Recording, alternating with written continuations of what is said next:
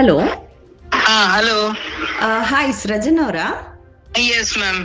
Okay, ನಾನು Shweta, Suman TV ಕನ್ನಡದಿಂದ ಕಾಲ್ ಮಾಡ್ತಾ ಇದ್ದೀನಿ. ಓಕೆ. ಕಂಗ್ರ್ಯಾಚುಲೇಷನ್ಸ್ ಸೃಜನ್. ತುಂಬಾ ಥ್ಯಾಂಕ್ ಯು. ಹೇಗ್ ಅನಿಸ್ತಾ ಇದೆ ರಿಸಲ್ಟ್ ಬಂದಿದ್ದು? ತುಂಬಾ ಖುಷಿ ಅನಿಸ್ತಾ ಇದೆ. ಈಗ ಇಷ್ಟು ಬರುತ್ತೆ ಅಂತ ನನಗೆ 10th ಅಲ್ಲಿ ನೀವು ಕೇಳ್ತಿದ್ರೆ ಸಾಧ್ಯವೇ ಇಲ್ಲ ಇಷ್ಟು ಬರ್ಲಿಕ್ಕೆ ಅಂತ ಹೇಳ್ತಿದ್ದೆ ನಾನು. ಓಕೆ. ಅದೇ ನಾನ್ ಎಕ್ಸ್ಪೆಕ್ಟ್ ಮಾಡಿರ್ಲಿಲ್ಲ ಇಷ್ಟು ಚೆನ್ನಾಗ್ ಬರುತ್ತೆ ಅಂತ. ಓಕೆ, ಸೊ ಹೇಗೆ ನ್ಯೂಸ್ ಗೊತ್ತಾಗಿದ ತಕ್ಷಣ, ಅಂದ್ರೆ ನಿಮ್ಗೆ ರಿಸಲ್ಟ್ ಗೊತ್ತಾಗಿದ ತಕ್ಷಣ ಹೇಗ್ ಅನ್ಸ್ತು? ತುಂಬಾ ಖುಷಿ ಅನ್ಸ್ತು. ನಮ್ ತಾಯಿಗೆ ನಮ್ಮ ಅಜ್ಜಿನೂ ಬಂದಿದ್ರು ಆ ರಿಸಲ್ಟ್ ನೋಡಕ್ಕೆ ಅಂತ. ಅವ್ರು ಎಲ್ರಿಗೂ ತುಂಬಾ ಖುಷಿ ಆಯ್ತು. ತಂದೆ ಸಹ ಬೇಗ ಆಫೀಸ್ ಇಂದ ಬಂದ್ರು ನೋಡಕ್ಕೆ. Very nice, very nice. So ನಿಮ್ಮ ಫ್ಯೂಚರ್ ಪ್ಲಾನ್ಸ್ ಏನು ಸೃಜನ್ ಹಾಗಾದ್ರೆ? ನನಗೆ ಫಸ್ಟ್ 6th 7th ಸ್ಟ್ಯಾಂಡರ್ಡ್ ಇಂದ ಸಹ ನಂಗೆ ಇಂಜಿನಿಯರಿಂಗ್ ಅಲ್ಲಿ ಎಲೆಕ್ಟ್ರಿಕಲ್ ಮಾಡ್ಬೇಕಂತ ತುಂಬಾ ಆಸೆ ಇತ್ತು. ಎಲೆಕ್ಟ್ರಿಕಲ್ ಅಥವಾ ಮೆಕ್ಯಾನಿಕಲ್ ಅಂತ. ಅದನ್ನ ತಗೊಳ್ತೀನಿ. CS ಅಂದ್ರೆ ನಂಗೆ ಅಷ್ಟು ಇಂಟ್ರೆಸ್ಟ್ ಇರ್ಲಿಲ್ಲ. ಓಕೆ. ಸೊ ಹಾಗೆ ನಾನು ಅದು ಅಂದ್ರೆ ನಂಗೆ ಎಲೆಕ್ಟ್ರಿಕಲ್ ತಗೊಂಡ್ರೆ NITK ಸುರತ್ಕಲ್ ಅಂತ ಇದೆಯಲ್ಲ, ನಾನು DET ಮಾಡಿದ್ದೆ. ಅಂದ್ರೆ CET, ನಾನ್ actual CET student.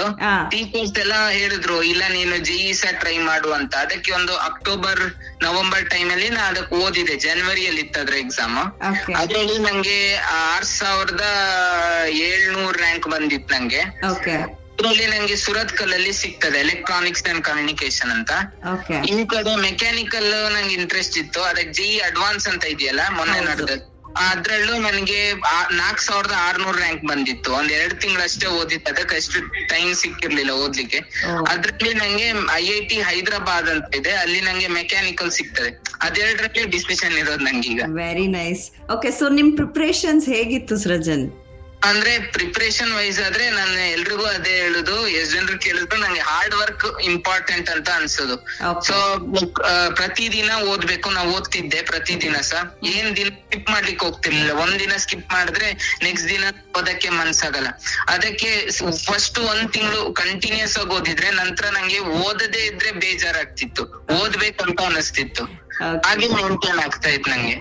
Okay, so ಈಗ ನಿಮ್ ಏಜ್ ಅವರೆಲ್ಲ ಏನಂದ್ರೆ ಸಾಕಷ್ಟು ಇವಾಗ ನಮ್ಗೆ ಇನ್ಫಾರ್ಮೇಶನ್, ಟೆಕ್ನಾಲಜಿ ಇವೆಲ್ಲ ತುಂಬಾ ಆಕ್ಸೆಸ್ ಇದೆ. ಸೊ ಎಲ್ಲೋ ಒಂದ್ ಕಡೆ ಡಿಸ್ಟ್ರಾಕ್ಷನ್ಸ್ ಜಾಸ್ತಿ ಇರುತ್ತೆ. ಸೊ ಹೇಗ್ ಮ್ಯಾನೇಜ್ ಮಾಡ್ತಿದ್ರಿ ನೀವು? ನಾನು ಡಿಸ್ಟ್ರಾಕ್ಟ್ ಆಗ್ತಿದ್ದೆ. ಡಿಸ್ಟ್ರಾಕ್ಟ್ ಆಗೋದೇನ್ ಪ್ರಾಬ್ಲಮ್ ಅಲ್ಲ. ಇವಾಗ ನಾನು ಏನ್ ನಮ್ ತಾಯಿ ನಂಗೆ ಮೊಬೈಲ್ ಫೋನ್ ಬೇಡ ಅಂತ ಹೇಳಿದ್ರು, ಲ್ಯಾಪ್ಟಾಪ್ ಕೊಟ್ಟಿದ್ರು. ಲ್ಯಾಪ್ಟಾಪ್ ಅಲ್ಲಿ ನಾನು ಬರೀ ಓದೋದು ಮಾತ್ರ ನೋಡ್ಲಿಕ್ಕೆ ಆಗೋದು. ಮತ್ತೆ ಒಂದು ಫ್ರೆಂಡ್ ಗ್ರೂಪ್ ಇಟ್ಕೊಂಡಿದ್ದೆ ನಾನು ಡಿಸ್ಕಾರ್ಡ್ ಅಲ್ಲೆಲ್ಲ. ಅವರೊಟ್ಟಿಗೆ ಅವರು ಲೈಕ್ ಮೋಟಿವೇಟ್ ಮಾಡ್ತಿದ್ರು, ಅವರು ಡಿಸ್ಕಸ್ ಮಾಡ್ತಿದ್ರು ಹೇಗ್ ಓದ್ಬೇಕು, ಏನ್ ಓದ್ಬೇಕು ಅಂತ. ಅದ್ರಲ್ಲಿ ನಾನು ಅವರೊಟ್ಟಿಗೆ ಮಿಂಗಲ್ ಆಗಿ ಹೇಗೆ ಓದ್ಬೇಕು ಅಂತೆಲ್ಲ ಮಾಡಿದೆ ನಾನು. ದಿನಕ್ಕೆ ಎಷ್ಟು ಗಂಟೆ? ನಾನು ಎಲ್ರು ಅದೇ ಕೇಳೋದು, ನಂಗೆ ಗಂಟೆ ಇಂಪಾರ್ಟೆಂಟ್ ಅಲ್ಲ ಅಂತ ಅನ್ಸೋದು. ಒಬ್ರಿಗೆ 2 ಗಂಟೆಯಲ್ಲಿ ಓದೋ ವಿಚಾರ 4 ಗಂಟೆ ತಗೊಳ್ಬೋದು ಮತ್ತೊಬ್ರಿಗೆ. ಅದಕ್ಕಿಂತ ಜಾಸ್ತಿ ಒಂದು ಗೋಲ್ ಸೆಟ್ ಮಾಡ್ಕೊಳ್ಬೇಕು. ನಂಗೆ ಇವತ್ತು ಇಷ್ಟು ಚಾಪ್ಟರ್ ಓದ್ಬೇಕು ಅಂತ ಹಿಡ್ಕೊಂಡು ಅಷ್ಟು ಓದ್ಬೇಕು. ನಾ ಹಾಗೆ ಮಾಡ್ತಿದ್ದದ್ದು. ಪ್ರತಿದಿನ ಓದ್ತಿದ್ದೆ, ಹೌದು. 3 ಗಂಟೆ ಇರ್ಬೋದು. 3 ಗಂಟೆ ಅಷ್ಟು ಗೋಲ್ ಇಟ್ಕೊಳ್ತೀನಿ. ಒಂದೊಂದ್ಸರಿ ಡಿಫಿಕಲ್ಟ್ ಇದ್ರೆ ಜಾಸ್ತಿ ಹೊತ್ತಾಗ್ತದೆ, ಈಸಿ ಇದ್ರೆ ಕಮ್ಮಿ ಹೊತ್ತಾಗ್ತದೆ. ಆತರ ಓದ್ತಿದ್ದೆ ನಾನು. ಓಕೆ, ಸೊ ಈಗ ಗೋಲ್ ಸೆಟ್ಟಿಂಗ್ ಅಲ್ಲಿ ಶಾರ್ಟ್ ಟರ್ಮ್ ಗೋಲ್ ಇಂಪಾರ್ಟೆಂಟ್ ಅನ್ಸುತ್ತಾ ನಿಮ್ಗೆ, ಲಾಂಗ್ ಟರ್ಮ್ ಇಂಪಾರ್ಟೆಂಟ್ ಅನ್ಸುತ್ತಾ? 2 ಇಂಪಾರ್ಟೆಂಟ್. ಫಸ್ಟ್ ನೀವು 10th ಇಂದ ಫಸ್ಟ್ PU ಹೋಗೋ ಮೊದಲು 3 ಸ್ಟ್ರೀಮ್ ಚೂಸ್ ಮಾಡ್ಬೇಕಲ್ಲ. ಅಲ್ಲಿ ನಿಮ್ಗೆ ಮುಂದೆ ಲೈಫ್ ಅಲ್ಲಿ ಏನಾಗ್ಬೇಕು ಅಂತ ಡಿಸೈಡ್ ಮಾಡ್ಕೊಳ್ಬೇಕು. ನಂಗೆ ಏನಾಗ್ಬೇಕಂತ ಇತ್ತು, ಇಂಜಿನಿಯರ್ ಆಗ್ಬೇಕಂತ. ಇಂಜಿನಿಯರಿಂಗ್ ಏನ್ ಮಾಡ್ಬೇಕು, ಸೈನ್ಸ್ ತಗೊಳ್ಬೇಕು. ಸೈನ್ಸ್ ಅಲ್ಲಿ CET ಬರಿಬೇಕು. ಆ ತರ ನಂಗೆ ಡಿಸಿಷನ್ ಬಂತು. So first final end goal set ಮಾಡ್ಕೊಳ್ಬೇಕು. ಅಲ್ಲಿಂದ ಏನ್ ದಾರಿ ಗೊತ್ತಾಗ್ತದೆ ನಿಮ್ಗೆ. ಅಲ್ಲಿಂದಾನೇ ಶಾರ್ಟ್ ಟರ್ಮ್ ಗೋಲ್ ಗೊತ್ತಾಗ್ತದೆ. ಏನ್ ಆಗ್ತಿದ್ರು ನಮ್ ಕಾಲೇಜ್ನವರು ದೀಕ್ಷಾ ವೇದಾಂತ, KMWA ದೀಕ್ಷಾ ಅಂತ ಇಂಟಿಗ್ರೇಟೆಡ್ ಅದು. ಸೊ ಎವ್ರಿ ಫ್ರೈಡೆ ನಂಗೆ ಬೋರ್ಡ್ಸ್ ಇದು ಟೆಸ್ಟ್ ಕೊಡ್ತಿದ್ರು. ಎವ್ರಿ ಡೇ CET ಇದು ಟೆಸ್ಟ್ ಕೊಡ್ತಿದ್ರು. ಇಷ್ಟು ಟಾಪ್ ವಿಚಾರದಲ್ಲಿ ಹಾಗೆ ಓದ್ತಿದ್ದೆ ನಾನು. Very nice. ಅವ್ರೊಂದು ಎಕ್ಸಾಮ್ ಟೆಸ್ಟ್ ಮಾರ್ಕ್ಸ್ ಬರ್ತಿತ್ತು. ನಂಗೆ ಇದ್ರಲ್ಲಿ ಕಮ್ಮಿ ಬಂದಿದೆ ಅಂತ ಗೊತ್ತಾದ್ರೆ ಅದಕ್ಕೆ ಇನ್ನೂ ಎಫರ್ಟ್ ಹಾಕ್ತಿದ್ದೆ. ಡೈಲಿ ಒಂದು ಮೇಂಟೈನ್ ಮಾಡ್ತಿದ್ದೆ. ಅದ್ರಲ್ಲೆಲ್ಲ ಬರ್ಕೊಳ್ತಿದ್ದೆ ನಾನು. ಇವತ್ತು ಇಷ್ಟು ಮಾಡಿದೀನಿ, ಇವತ್ತು ಮಾಡಿದೀನಿ. 3 ದಿನ ಬಿಟ್ಟು, 1 ವಾರ ಬಿಟ್ಟು ಪುನಃ ಓದ್ತಿದ್ದೆ. CET ಅಲ್ಲಿ 1 ನಿಮಿಷ ಇರುದಲ್ಲ ಒಂದು ಕ್ವಶನ್ಗೆ. ಅದಕ್ಕೆ ಅದನ್ನ ರಿವೈಸ್ ಮಾಡಿದ್ರೆ ಮಾತ್ರ ಮಾಡ್ಲಿಕ್ಕೆ ಆಗುದು. ಕ್ವಿಕ್ ಆಗಿ ಮಾಡ್ಬೇಕು. ಹಾಗೆ ನಿಮ್ಗೆ ನಿಮ್ ಕಾಲೇಜ್ ಹೆಚ್ಚಿನ ಪಾತ್ರ ವಹಿಸ್ತಾ ಅಥವಾ ಕೋಚಿಂಗ್ ಸೆಂಟರ್ ಅಂತ ಹೇಳ್ತೀರಾ, ಹೇಗೆ?